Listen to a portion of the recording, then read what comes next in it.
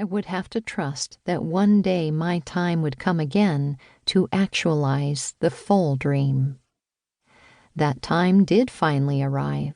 7 years later, seduced by the wide-open expanses, I started to lay the framework, not just on the ice, but in the marketing departments that could help support efforts both on the journey and in classrooms around the world.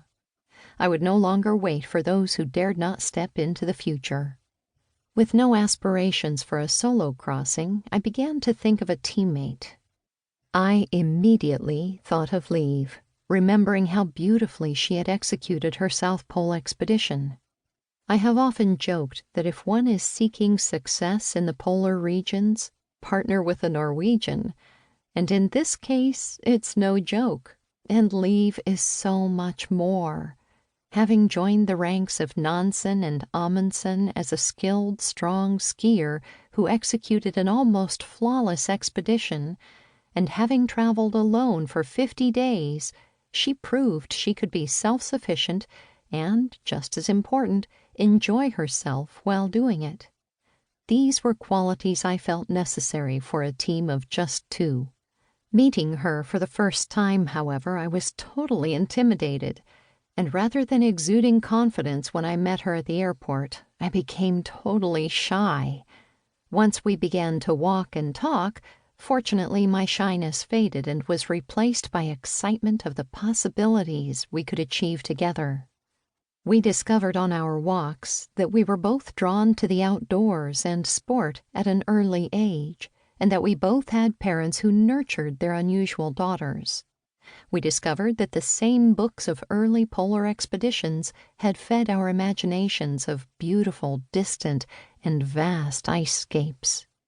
We'd both become educators, and as women of polar firsts, we each felt a stir to use the platform we felt so privileged to stand on in a larger, more sustainable way.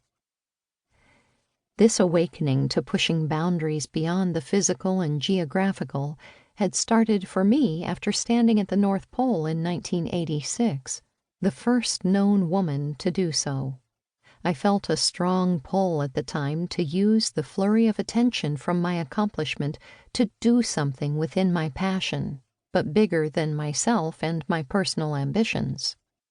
When I launched our all-women's trip to Antarctica in 1992, I followed through on this promise by developing curriculum to help share the journey and inspire young people to their own dreams and potential.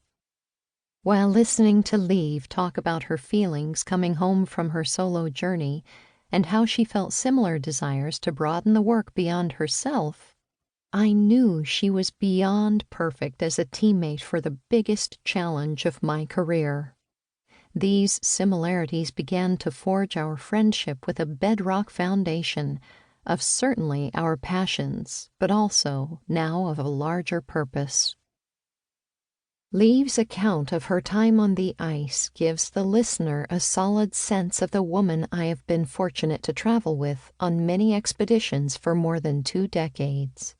Her towering inner strength, her courage and calm in the face of adversity, and her endless curiosity about what's over the horizon all make for an amazing expedition. She overcomes not only the obstacles of the continent, but also those of cultural, sexist, and economic prejudices in pursuing her dreams, motivated by a passion for life and a desire to share it to make the world a better place. Liv writes with a direct style and an attention to detail. Her ability to be present in the landscape and the space around her created a sense of peace in the silent expanse for 50 days.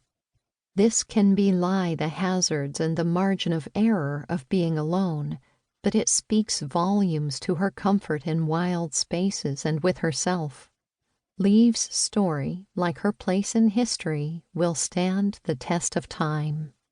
Perhaps the biggest discovery for me in rereading Liv's account is that while growing up, I held dreams seemingly no one else shared, and now I have learned over the thin line of the horizon that there was another, my soul sister.